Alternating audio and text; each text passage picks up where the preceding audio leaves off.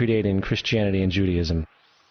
Justin Martyr, one of the first Christian historians and defenders, wrote, "When we say that he, Jesus Christ, our teacher, was produced without sexual union, was crucified and died and rose again and ascended into heaven, we propound nothing different from what you believe regarding those who you esteem sons of Jupiter." In a different writing, Justin Martyr said, "He was born of a virgin, accept this in common with what you believe of Perseus." It's obvious that Justin and other early Christians knew how similar Christianity was to the pagan religions. However, Justin had a solution. As far as he was concerned, the devil did it. The devil had the foresight to come before Christ and create his characteristics in the pagan world.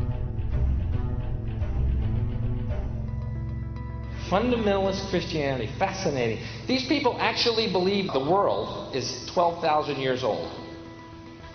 Swear to God. I actually asked one of these guys, okay, dinosaur fossils. He says, dinosaur fossils? God put those here to test our faith.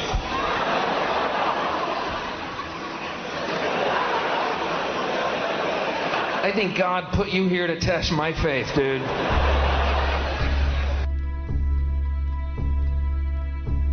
The Bible is nothing more than an astrotheological literary hybrid, just like nearly all religious myths before it.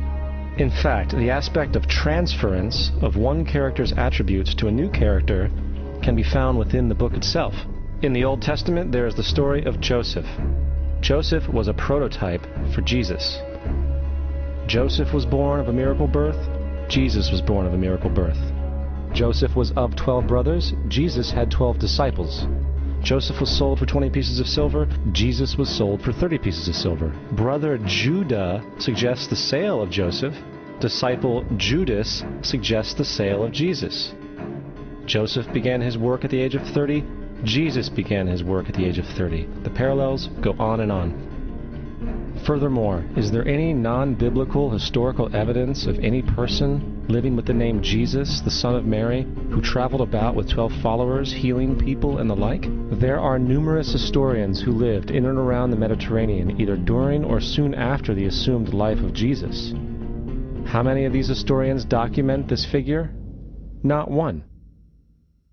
However, to be fair, that doesn't mean defenders of the historical Jesus haven't claimed the contrary. 4 historians are typically referenced to justify Jesus' existence. Pliny the Younger, Suetonius, and Tacitus are the first 3. Each one of their entries consists of only a few sentences at best, and only referred to Christus or the Christ, which in fact is not a name but a title. It means the Anointed One. The 4th source is Josephus, and this source has been proven to be a forgery for hundreds of years. Sadly, it is still cited as truth. You would think that a guy who rose from the dead and ascended into heaven for all eyes to see and performed the wealth of miracles acclaimed to him would have made it into the historical record. It didn't, because once the evidence is weighed, there are very high odds that the figure known as Jesus did not even exist.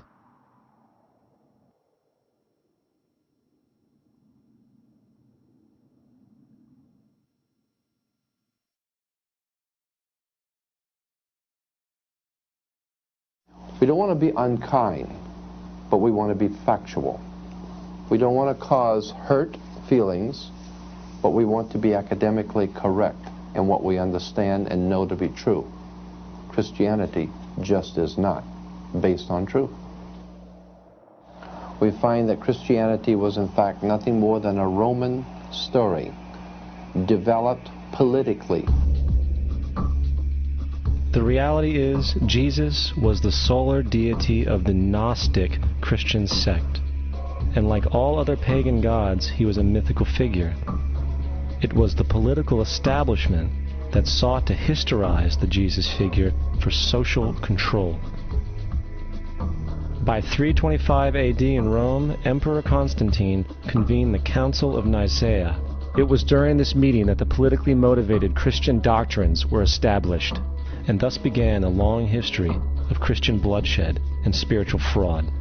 And for the next 1600 years, the Vatican maintained a political stranglehold on all of Europe, leading to such joyous periods as the Dark Ages, along with enlightening events such as the Crusades and the Inquisition.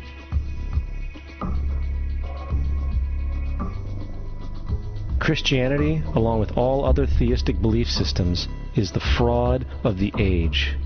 It serves to detach the species from the natural world, and likewise each other. It supports blind submission to authority. It reduces human responsibility to the effect that God controls everything, and in turn awful crimes can be justified in the name of a divine pursuit. And most importantly, it empowers those who know the truth, but use the myth to manipulate and control societies.